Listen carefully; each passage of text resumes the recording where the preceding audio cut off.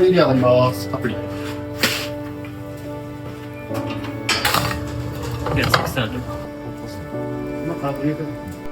地のものを使ったジャパニーズなピザ。水晶みたいに光ってますね。香水なのかな。ミネラルの味がする。新戸富士っていうワードがうちのコンセプトでやっていて、地のものをまず使う。でその土地のものを食べてその地に根付くっていう考えなんですけど、パンになっちゃうんですよね、ピザじゃなくて。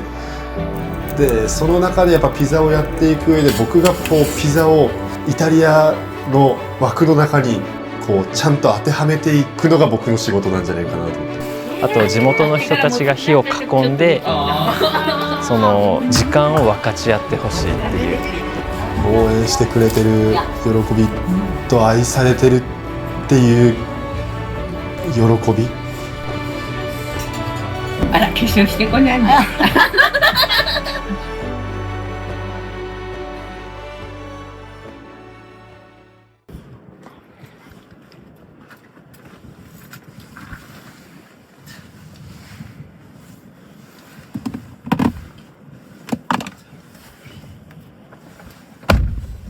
なんか水道水がそもそも合わなくて塩素臭いんで、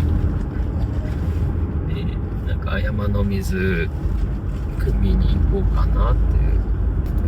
体の 70% が水分っていうじゃないですか。が飲む水を変えるだけでもう全部変わるらしいですね。体調も性格も変わるらしいですけどね、飲む水を変えるだけで。この辺っすね。あれなんで、ちょっとここ止めますか。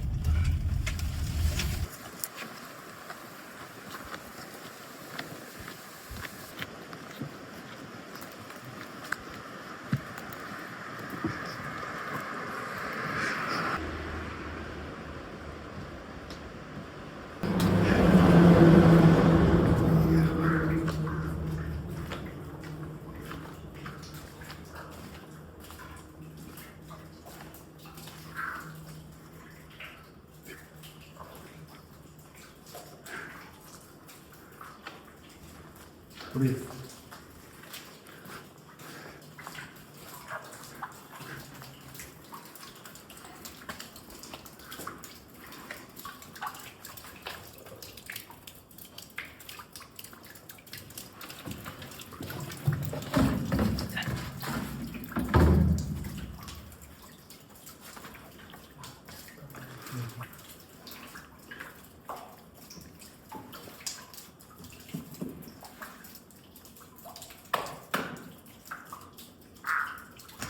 うわ、めっちゃいいっす。アルカリ、超アルカリです。アルカリ性の水ですね。pH が8。7から10、10の方に行くとアルカリ性になります。酸化還元値って言って、この数値がだいたい水道水だと200とかなんですけど、それがこう低くなるにつれてどんどんいい水ですね。酸化しない水ですね、これは。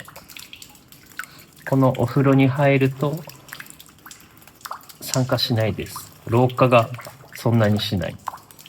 この MV っていう酸化還元値。なかなかないっすよ、この数値。この中に釘入れても錆びないんですよ。激ヤバです、ここの水は。ここやばいね。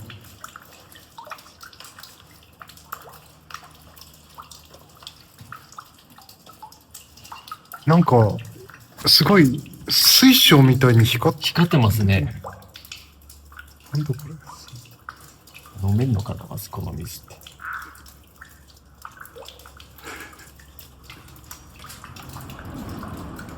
あ、でもちょっと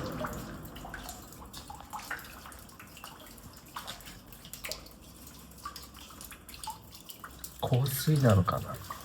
ミネラルの味がする。多分香水です。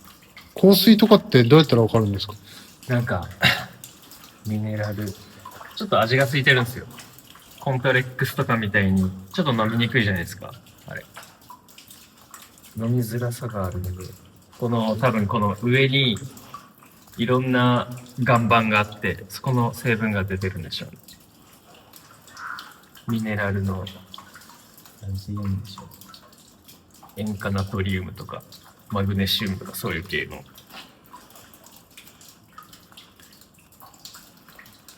ちょっと硫黄っぽさも感じます。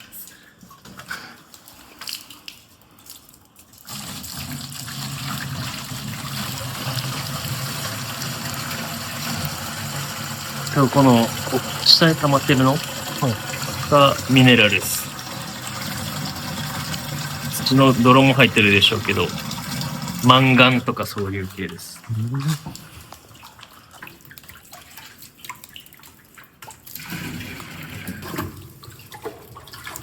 いただきます。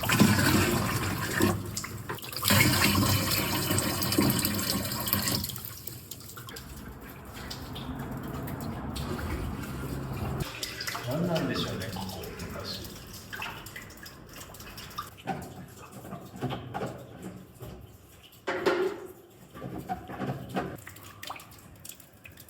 いい場所ですね。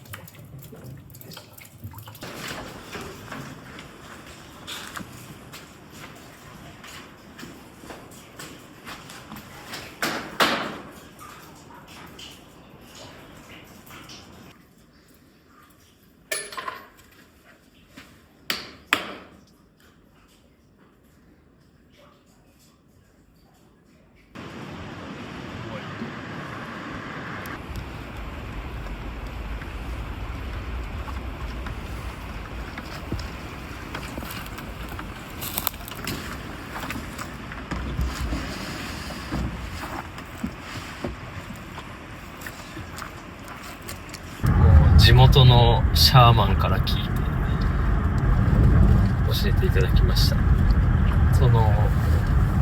今使ってる水、馬場さんっていう水、馬場さん家の水があるんですけど、八女市の立花の飛方山のふもとの集落があって、そこで湧き出てる水を使わせていただいてて、その方から教えていただきました。で、その方とここの水を両方使ってる感じです。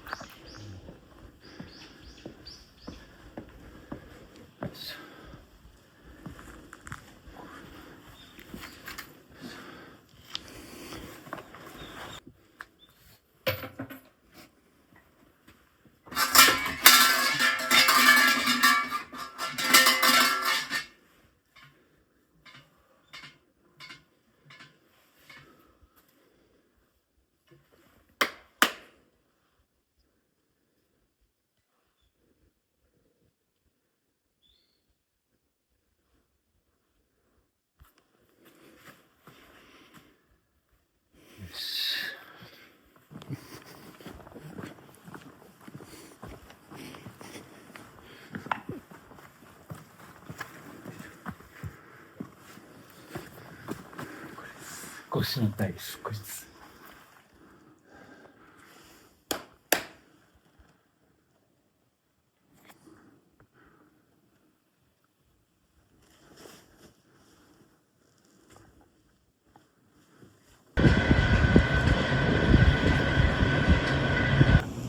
こんにちは。こんにちは。よろしくお願いします。お願いします。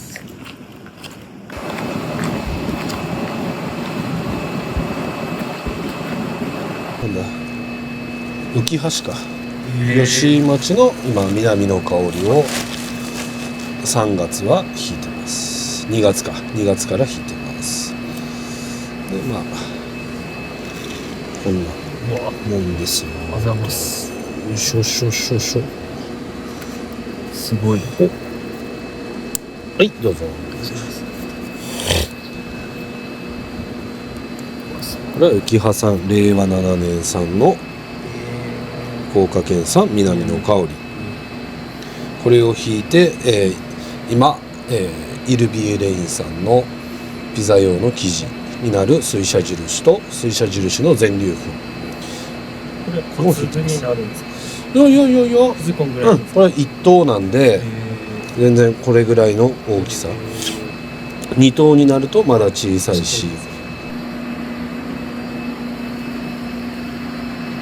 まあちょっとロール引きっていうのは麦の中の、白い部分だけを取るものが、ロール引き。石臼引きっていうのはその、側、麦の皮まで一緒に引くので、ビタミンが多いというか、栄養が高いっていうものになります。で、石臼なのでロール引きっていうのはだいたい白い粉が多い。石臼引きになるとだいたい茶色だったりちょっと色がついてしまう、それがいいところでもあります。それがロール引きと石臼の違いです。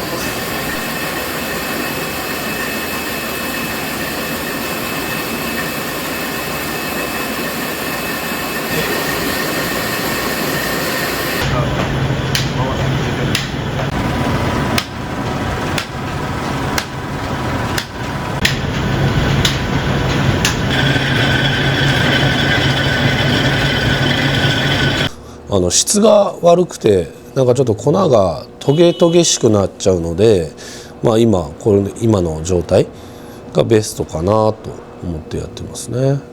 いいですよ。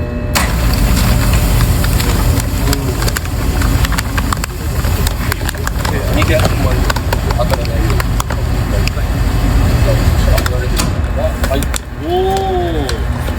でヒット。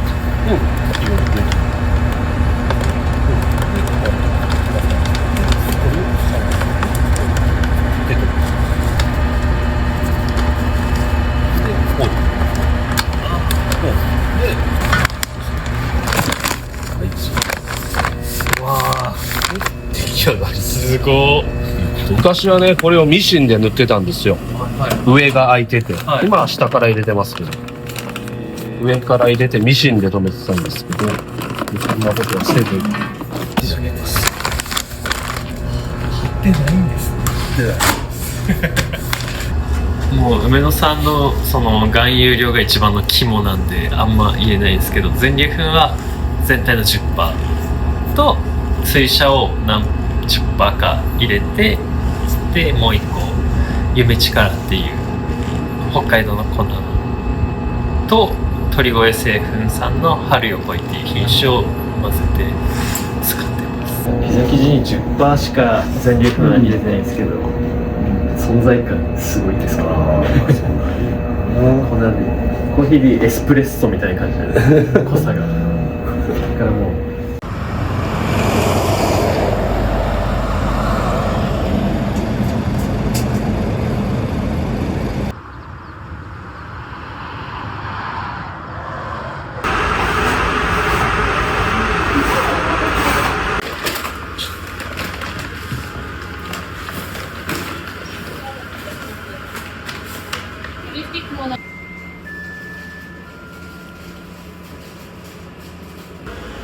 ここが梅のゾーンです。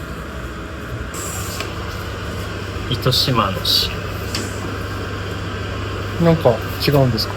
やっぱピザはこっちが尖り方が違うんで、しょっからいです。じゃあ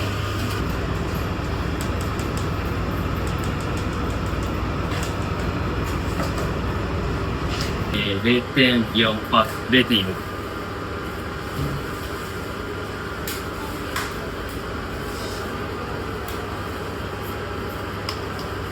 で、酵母がパネットーネに使ってる酵母で、リンゴから起こしたのとブレンドしてます。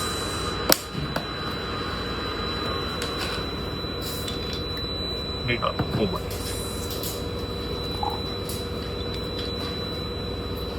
これとこれ1対1プラス同量の粉を合わせたものが種になります。これ何ですか？真ん中。これはなんか不本意に生クリームが発酵したやつです。すごい。不本意。この容器に入れてたら発酵しました。多分サワークリームっぽい感じです。美味しいです。ヨーグルトっぽい酸味はないんですけど、全然量が足りないんですけど使うに私のコレクションです。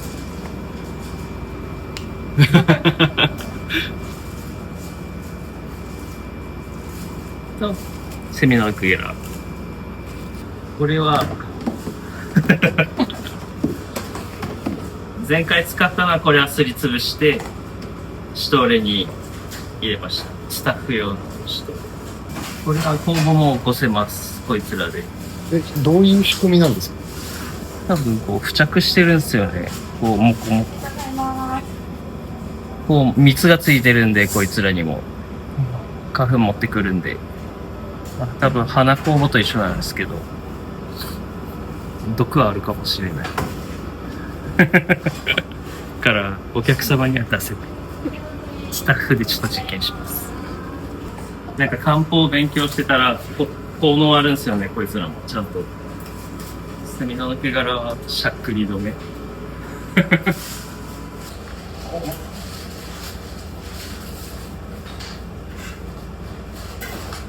これをこれ一群です。何ですか？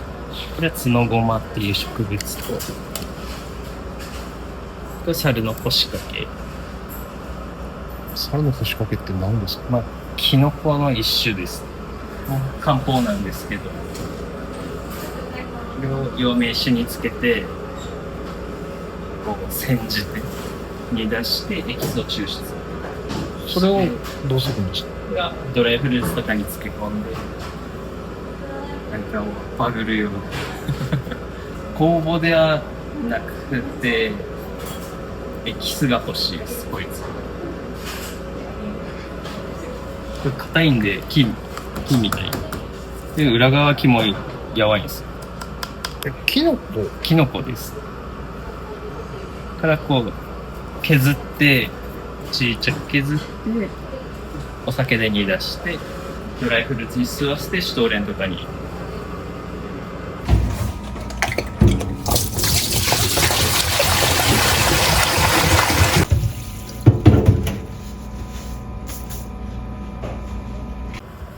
ちらやめの水です。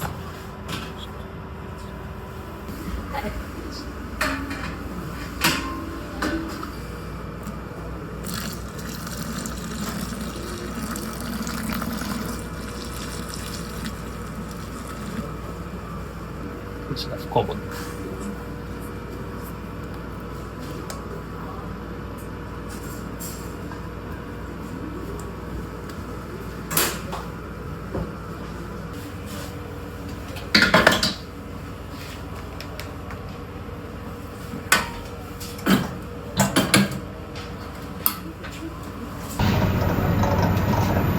大体水分量が70%から80%ぐらい。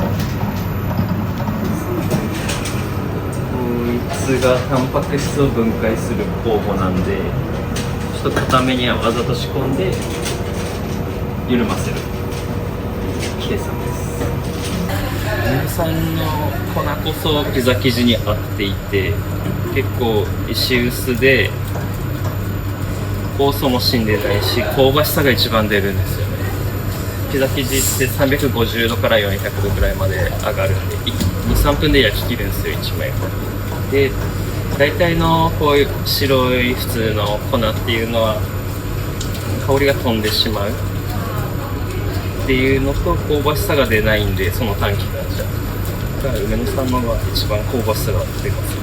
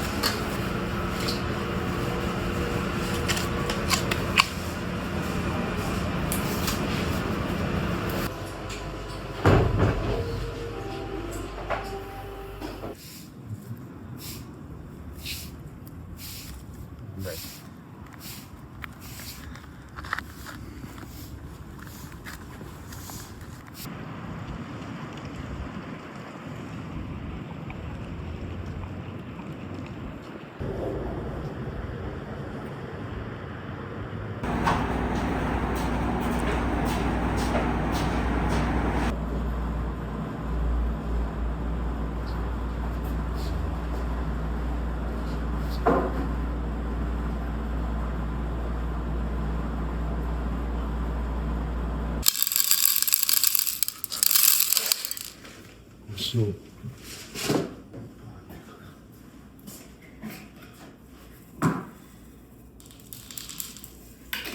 これイノシシの、もも肉のミンチですね。油少なめの部位ですね。あ、イノシシ肉なんですけど、やめの漁師さん、まあ僕も漁師なんですけど、やめの漁師さんに、こっちの黒木町で、加工してもらって、ミンチまでしてもらってるお肉ですね、今日。で、標本でだいたい3日ぐらい熟成してさばいてあるので、結構旨味がしっかり残ってるような処理の仕方をしてもらってますね。で今日は、スパイスとか何種類か入れるのと、まあ、ここは適当でいいですけど、だいたい 1% ぐらいの塩、このぐらいかな。ちょっと強めでもいいですけど、一応ソーセージなんでサルシッチャって。なので、塩分はしっかりめに。そして、オイルやって刻みやすくして、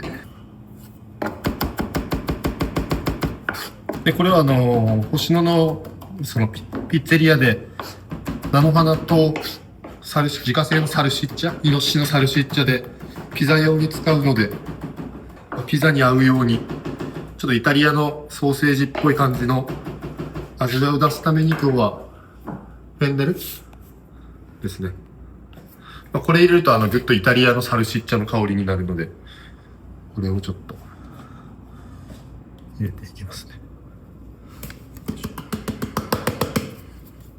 でこれがローズマリーとニンニクを刻んだものとフェンネルとお塩ですね。まあ、本物のサルシッチャは豚腸とかにこう包んで作るんですけど、今日はもうピザに乗せるんで寝かせてそのままこうちぎってピザに使えるような感じにしていきます。ピンクペッパーとブラックペッパー、胡椒ですね。でちょっとピンクペッパーはフルーティーな辛くなくてフルーティーな感じになりますね。胡椒も潰しすぎると辛くなるんで。よし。で、これ入れていきます。はい。で、これを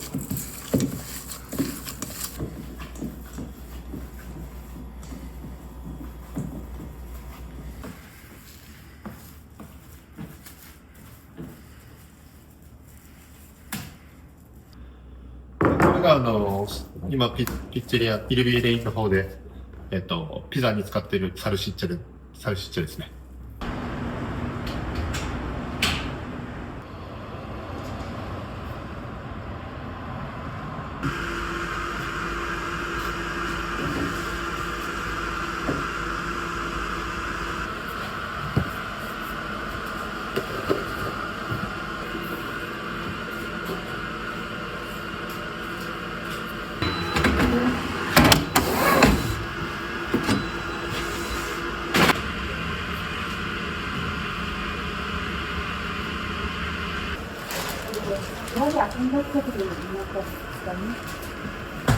幅の塩ですか。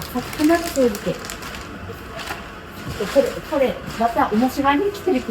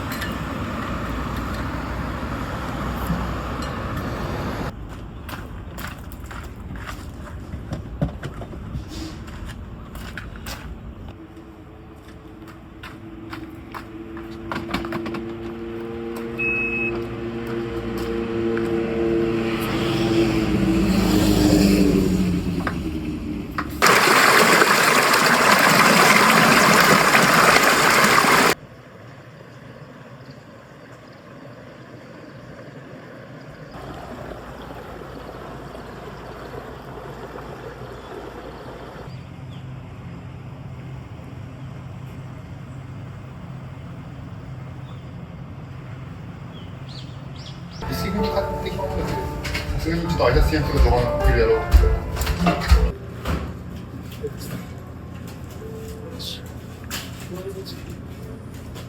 予約が9枚入ってるっす、今のところ。でもその辺待ってる人が何組か。ああ。呼び出し中だっちゃう。ああ。こんにちは、いらっしゃいませ。どうぞ、どうぞ。ご案内します。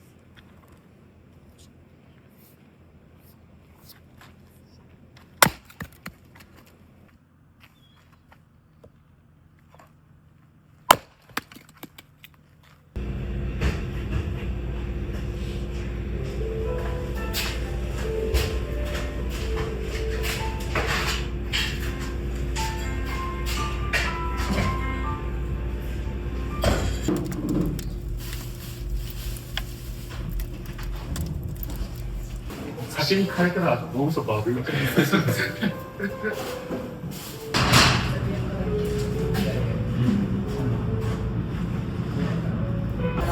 あ、これが今日のおすすめのフリアリエディって言って、イタリアでよく菜の花っぽいやつをオイル漬けにしたのがあるんですけど、それを星野村の、今その辺に生えてるんですけど、菜の花ってを取ってきて塩入れにしてオイル漬けにしてるものです。自家製のフリアリエディ。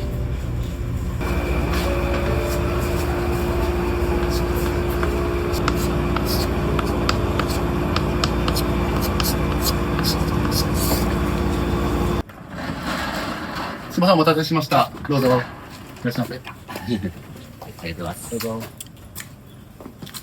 すみません。こんにちは。いらっしゃいませ。はい。ありがとうございます。ありがとうございます。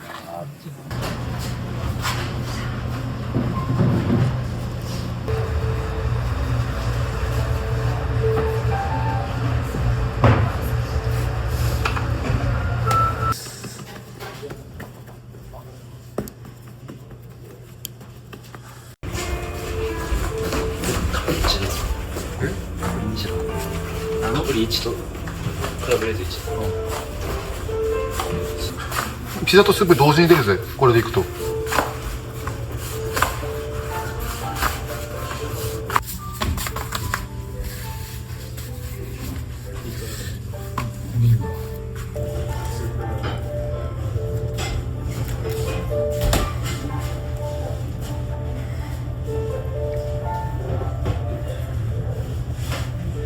またや。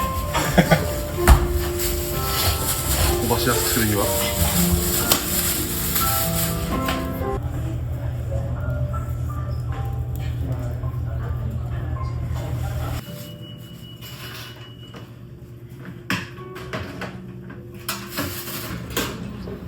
次は大丈夫です。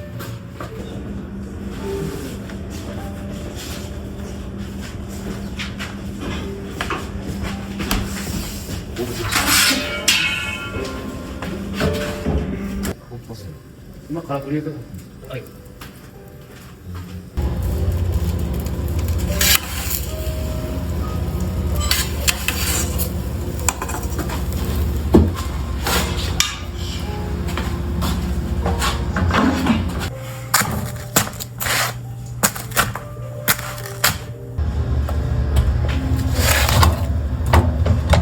フリアリリです。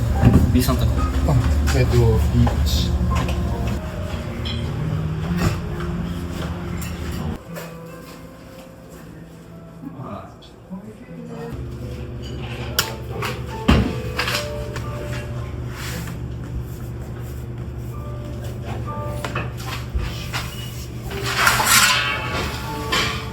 この上が今450度なんですけど、あそこに行くと410度ぐらい。40度の差でこれが焼き切れるか焼き切れないかみたいな。ですね、まずこう、ピザの焼くところがドームになってるじゃないですか。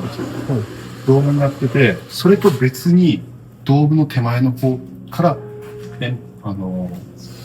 煙が抜けるようになってるので、こうドームがその外側にもう一個通風口がありますね。ここから抜けて、ここをこう沿っていって上がっていくので、ここから先がものすごい熱い。急にここから熱くなります。ここまでは熱くないんですけど、ここが熱い。イルビエレインのきっかけは、私がそのイルさんに食べに行った時にたまたまピザ屋したいよねっていうボソッとした一言から「ああちょうど僕もしたかったんです」っていうことが始まりですね。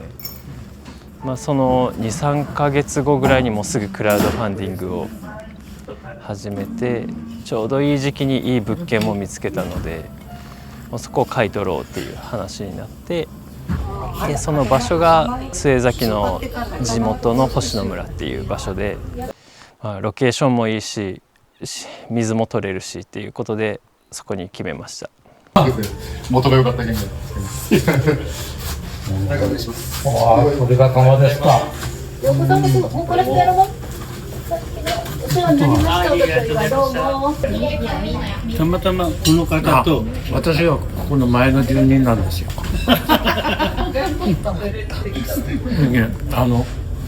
小屋の横に小さなピザ窯があるんですよ。あれをこう一緒に作りまして。ね、ピザ焼いて食べてたんですよ。作りたかったピザはもうイタリアの本場のピザに負けないようなまずピザを第一に目指していて、ただ食感としてどうしても私の製法的に重くなるんですよね。水分が多いしでちょっと複雑な工程もあるので、そこを排除していくのがちょっと苦労しましたね。オリビエ感を出さないっていう。それは僕がお願いしたからなんですけど、田中君の色をものすごい出してほしいことはもう徹底的にお願いしてたんですけど、やっぱそうなってしまうとお得意なんですけど、やっぱ加水率のものすごく高いパンを普段作ってあるので、そういう生地で仕上げてきていただいてたんですけど、パンになっちゃうんですよね、ピザじゃなくて。なんかこう生地が主体すぎるとピザじゃなくてパンになっちゃう、そこをこう加水率を調整してもらいながら、粉の配合もパーセンテージを少しずつ変更して、どんどんこの軽さと味の両立がうまくいくような生地に作り変えていただきました。でその中でやっぱピザをやっていく上で、僕がこうピザをイタリアの枠の中にこうちゃんと当てはめていくのが僕の仕事なんじゃないかなと思ってますね。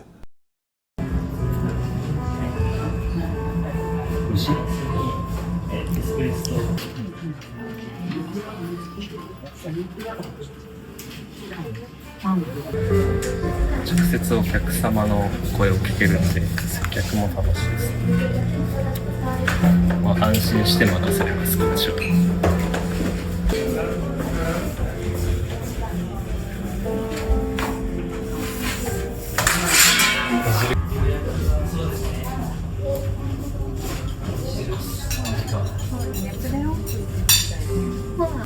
さっき話してた窯が見ね、焼くとこが見れて自ら食べれるといいなって。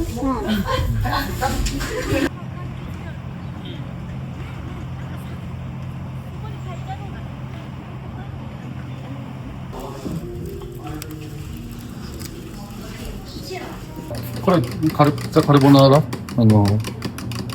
通生クリームのピザって生クリームだけなんですけど、うちは卵入れてカルボナーラみたいな感じでふわふわするように。回せるときと回せるときがある。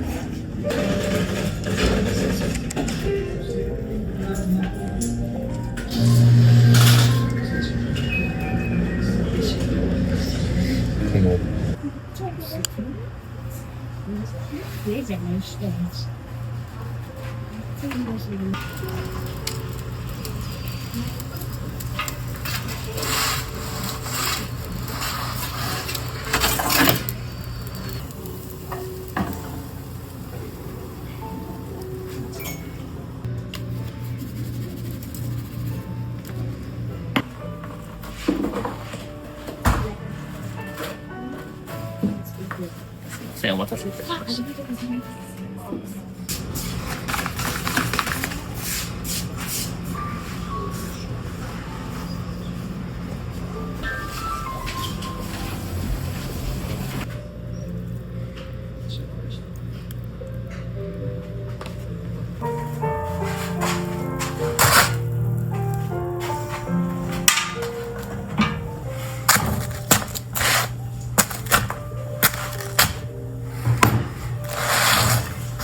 眉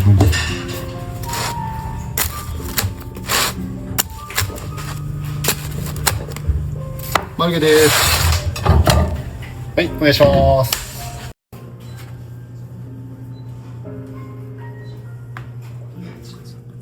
これボロネーゼソースですね。ミートソース？ちょっとトマトソース混ぜて。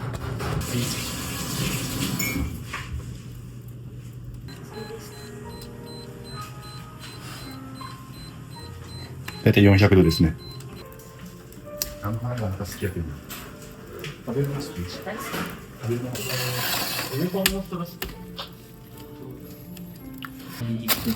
そう。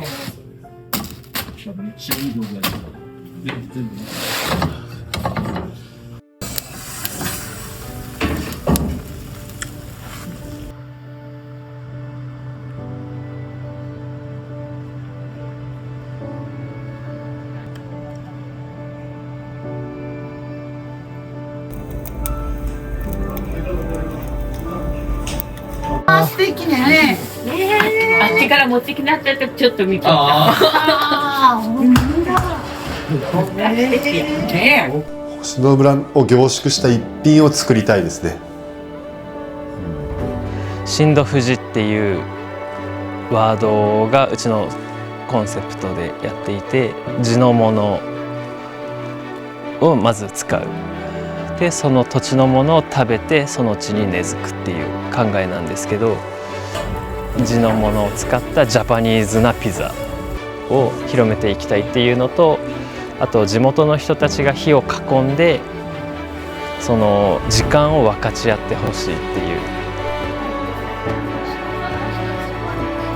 う。もうオープンしてびっくりしたのが、やっぱ地元の人が結構先に来ていただいて、とっても嬉しいですね。やっぱなんか応援してくれてる喜びと愛されてるっていう喜び。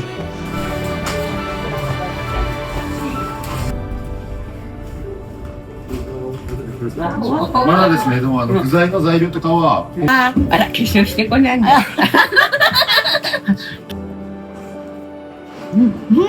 おいしい。これ、筋が違うね。